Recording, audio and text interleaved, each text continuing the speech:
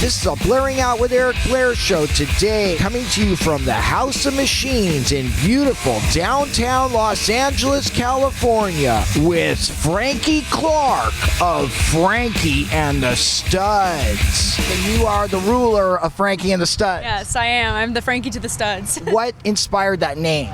I had been like manifesting a band in my head for a while. It was like not really a real thing yet. It was just, I was like, if I ever had a band, I think I would call it Frankie and the something. And I kind of liked the idea of the Studs, that it was like, it had a double meaning. It could be like guys, I'm backed by a bunch of cute guys, or like actual studs on your jacket or whatever, you know? So that was kind of the inspiration behind it.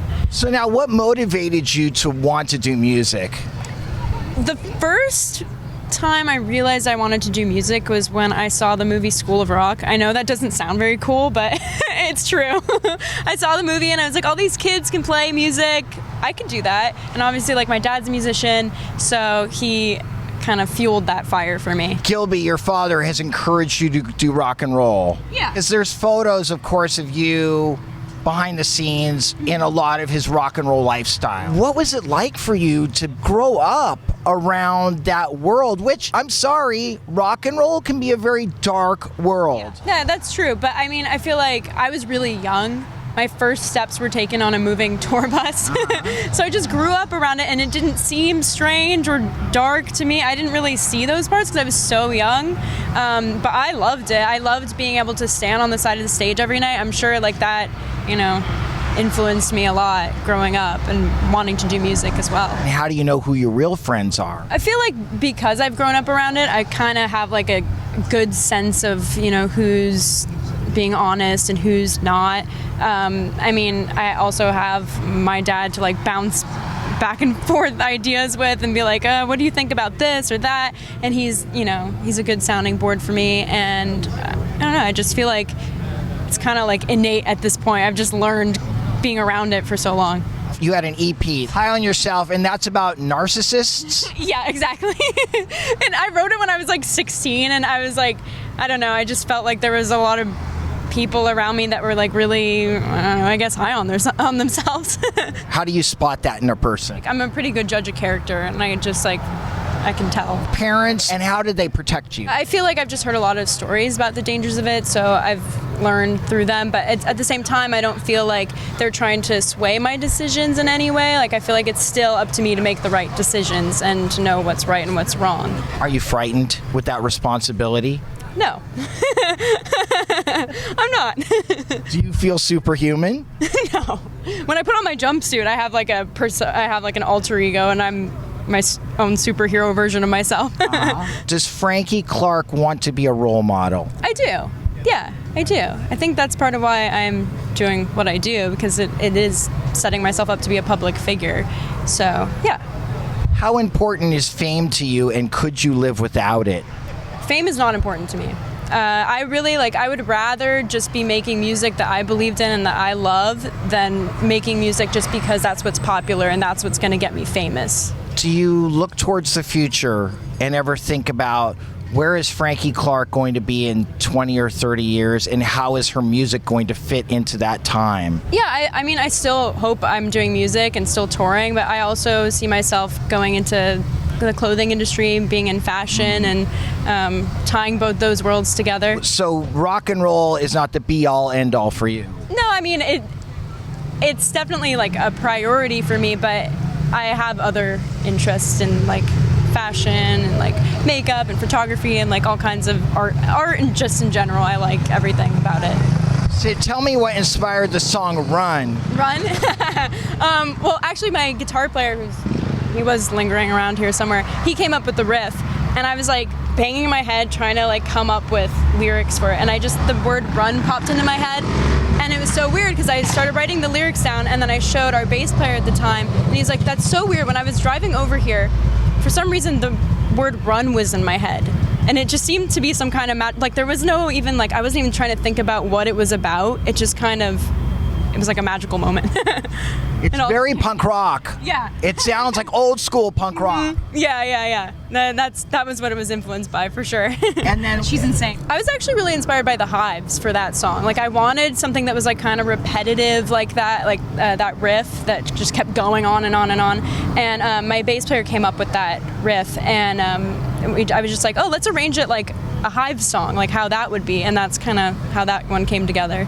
And then what's it like working with your dad in the studio? I mean, it's to me, it'd be so weird because, I mean, how old are you, 18, 19? 25. What? Yeah. Really? Yeah. Wow. I just turned 25, yeah. You just turned 25. Yeah. Okay, but still, music has always been known as this thing to rebel against parents, and then now your dad is in the studio producing you. That's a weird dichotomy. Yeah, we just recorded a new EP with someone else, but just because I was like, you know what, it's time I grow my wings and leave the nest. But I like working with him just because I trust him. Mm-hmm. You know, I trust him. I trust his opinion. I value it. But he's also so tough on me. So sometimes that can get me like, I don't want to like share. I don't want to be like as creative as I could be because I feel like he knows better.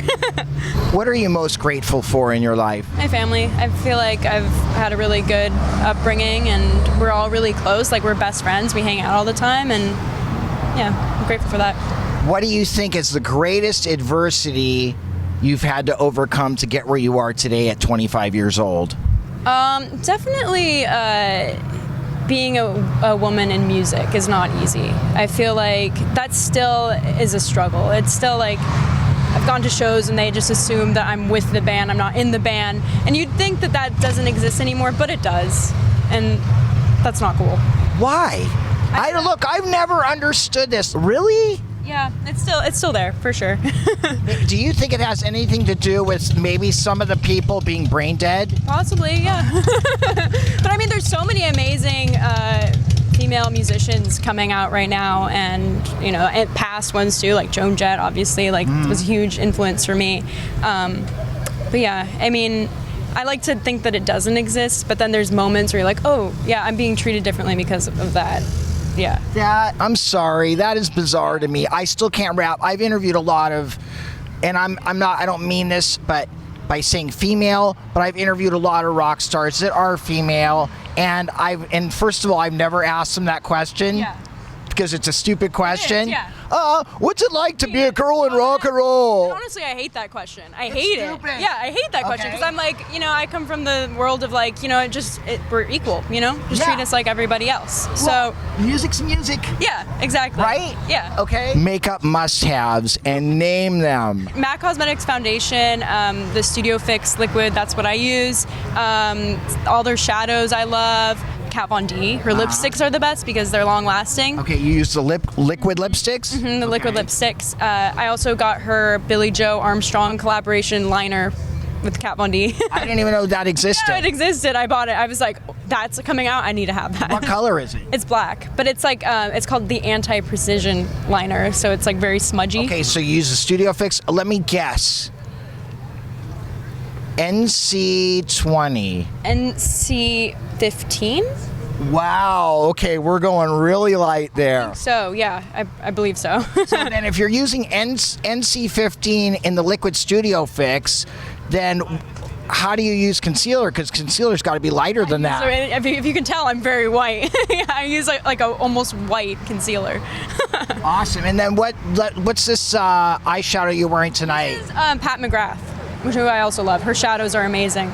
She's the bomb. Oh, yeah. Okay, we all know best pigment, best glitters, everything. Just so good. Best liner. Yeah. Yeah. She's the bomb. I mean, I grew up admiring her work on Kate Moss and so on. So let me ask you, since you are so close to the fashion industry, who would you say is one of your fashion icons? David Bowie, obviously. Mm-hmm. That's like a very obvious pick, I feel like, for me. Also, I guess the Runaways, just all of them. Like, I wear a jumpsuit on stage. Who else? T-Rex, Mark Bolan. It comes from musicians, definitely. Did you like The Sweet? Oh yeah, of course, of course. Dude, that greatest hits. I'm sorry, Blockbuster. Fox on the Run. I mean, how would you rate that song, Fox on the Run? 1 to 10. Yeah, that's a 10 for sure. Yeah. I mean, that is just like when you're in your car, you want to blast that. What are your hopes and dreams for the future of Frankie and the Studs? I want to tour and I want to make a full-length record because we've done 3 EPs now. So that's my goal. By next year, I want to put out a full-length record and tour. How do you feel about outside songwriters? I'm open to it. I mean, I would like to collaborate. Like I'm always if anyone's like I want to write with you, I'm always like, yep, let's write together for sure. I would love to do that. Favorite Joan Jett album? All of them.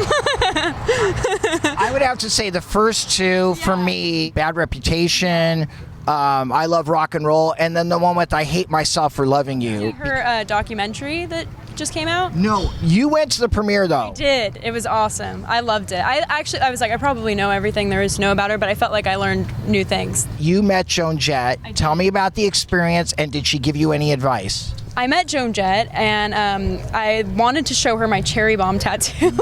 I was like, Joan, I want to show you something. And she was just like, what did you do to yourself? And I showed her my cherry bomb tattoo, and I was with my best friend who has a matching one because we always call each other, like, she's the Cherie to my Joan. But I was like, I have a band. She asked me, she's like, do you play music? And I said, yeah, I have a band called Frankie and the Studs. She's like, oh, cool, I'll check you guys out. I'll see you guys on the road one day, which was awesome. Yeah, I can actually envision you getting up on stage and singing a song with her. I hope so. Actually, that night, Cheap Trick was playing, and my friend and I got up and sang Surrender with them, which was awesome. It was like, wow. I didn't even know it was going to happen. Robin Zander was just singing and then looks over at me and goes, Frankie, you want to come sing this song with us? And we were like, yeah. It was unreal. I think I might have seen that video on YouTube. Yeah, it's probably up there, yeah. I mean, Robin Zander. I mean, what is that like? I mean, he's the nicest, so sweet. I love him. Well, have you met your heroes and been disappointed before? I'm too scared. I mean, Joan Jett, I was definitely like really nervous. I was like, oh no, what if she's not like everything that I dreamed of her being? But no, she was super humble, super sweet. And like, obviously it was like listening to me when I was talking to her, which I really appreciated. So I've only had good experiences with my heroes that I've met, but I am always a little bit nervous. How important do you think Lita Ford's influence is on music today? I mean, she's still out there killing it. Yeah. For sure, yeah. I love her, and I like what she's doing, and I like that she's still doing it. I think she's badass. So right now, you are a part of a movement that started about 2 to 3 years ago.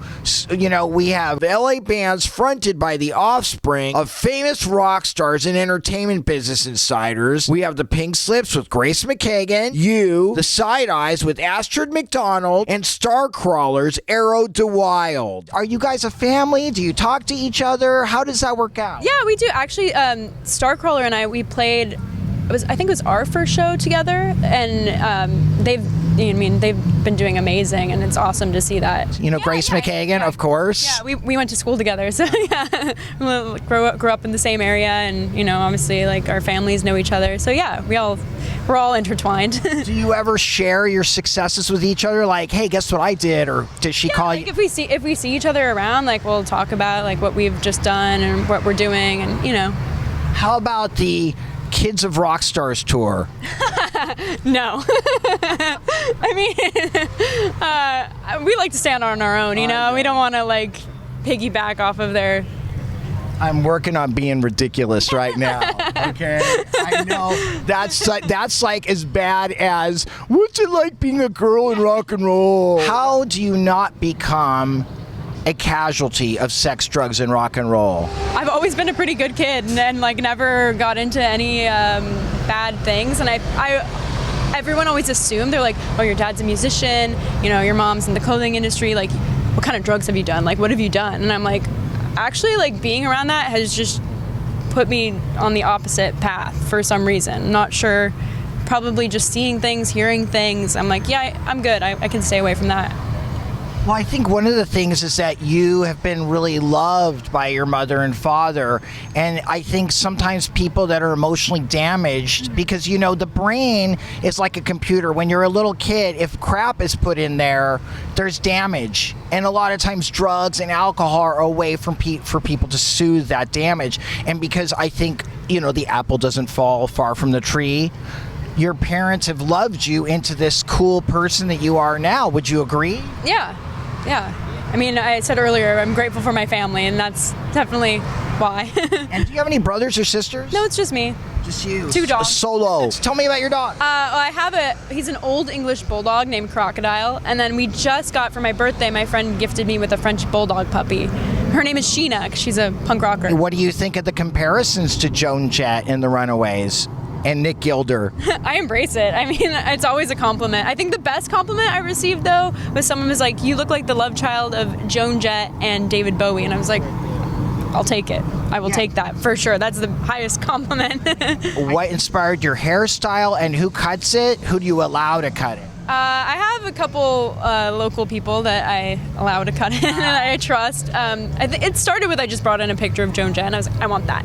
And then it just kind of turned into this like even more severe mullet. And then I had a mohawk a couple months back and I've been growing it out since. So it's a process. What do you love about meeting your fans? I love hearing just like about them, really. Like I like hearing about like where they came from and like what kind of music they're also into and like why they, you know, connected to us. Like I always like hearing them say that they like really connected with a certain song. Like I'm always interested in that. I'm like, oh, okay, that's cool.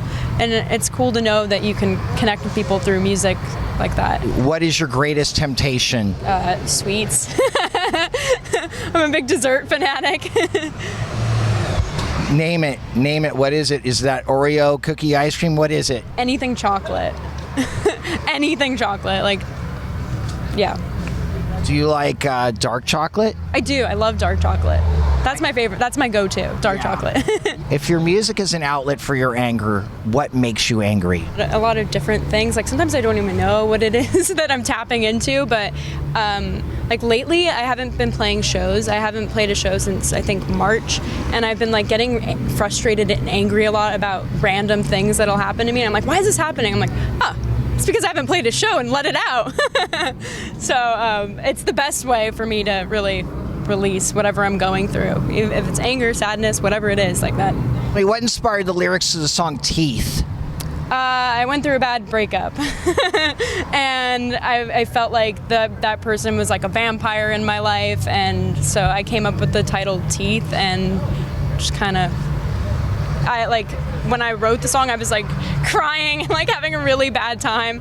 And still sometimes when I play that song, it like brings me back to that time and I can like channel it on stage and it's really helpful it's really therapeutic. 2 of your favorite rock and roll movies? The Rocky Horror Picture Show. I guess School of Rock. I really like that. Oh, Get Him to the Greek. Your Desert Island CDs. Just name 5 of them. Okay, this is going to be kind of weird, like unexpected for me, but I'm a huge Paramore fan. I love Paramore. Paramore, Brand New Eyes, Green Day, American Idiot. What else? David Bowie, Aladdin Sane, the White Album by the Beatles. I have one more. I'll do Joan Jett, Bad Reputation. Okay, if you could collaborate with any musician, living or dead, who would it be? David Bowie. The pros and cons of social media for you? Oh, I just hate it. I mean, I love getting inspiration from social media, but I hate the pressure of having to post all the time. That I don't like. I like to just live my life and not have to be looking at a screen all the time. What would you consider your greatest achievement to date? Going on tour with The Long Shot. Growing up, Billy Joe Armstrong was my hero. And he found us on Instagram, actually, and reached out and had us come join him on tour. And I would have never imagined that could have happened. And it was just surpasses everything for me. What is he like? So cool. It's so cool. He's so nice, supportive, and like he really is a big supporter of new music and young musicians, which I really appreciate. Like, he took us out on tour with him, and we had the best time. What advice would you give the younger you? You're gonna figure yourself out. Every day you'll figure yourself out more and more. Don't stress too much about it. What life event would you change if you could relive it? I went to college and I didn't study music, and I didn't really involve myself in music because I kind of wanted to keep that separate, and I didn't want to like hate it by like studying it every day and like, I don't know, getting too wrapped up into it. So I think I would have liked to maybe focus more on music in school, so I could have enjoyed that part of it as well, not kept it separate. How would you define the word love? Makes you be crazy, do crazy things. It's just a crazy, unexplainable feeling, I guess. What is your greatest fear? Spiders. Don't like them. I'm down with that. Yeah, I don't need to be near them. What would you like your legacy to be? Kind of like being a badass, I guess. Just like doing what I want to do when I want to do it, and being, I don't know, doing what I love and being happy doing that. I guess I just want to inspire other young people, girls, boys, whoever, to play music and not be afraid to do what they love. And like, even if their parents or whoever tells them they shouldn't be doing that, like, you should do what you want to do, you know, and face those obstacles head on. Are there any parental precepts that you rebelled against? My parents are supportive of me doing music, but I think when I went to school, they were hoping maybe I would, like, you know, get a normal job and be able to sustain on my own. But I don't know, I chose the harder path, I guess. What comes first, the lyrics or the music? The lyrics. The lyrics for me. I mean, that's like what I always notice first in songs, and that's what I start with. Tell me all about your new music. So we have 4 new songs coming out. Still figuring out when, probably in the fall. They sound very similar to our previous EPs, but they're a little bit more on the pop punk side, which is like a lot of my influences come from. This is the most excited I've ever been about our new music. I'm stoked, and I can't wait to share them. Frankie, Clarke, it has been a pleasure. Thank you so much for being on the Blairing Out with Eric Blair show. All right, this is a Blairing Out with Eric Blair show with Frankie Clarke of Frankie and the Studs signing off. The Blairing Out Show.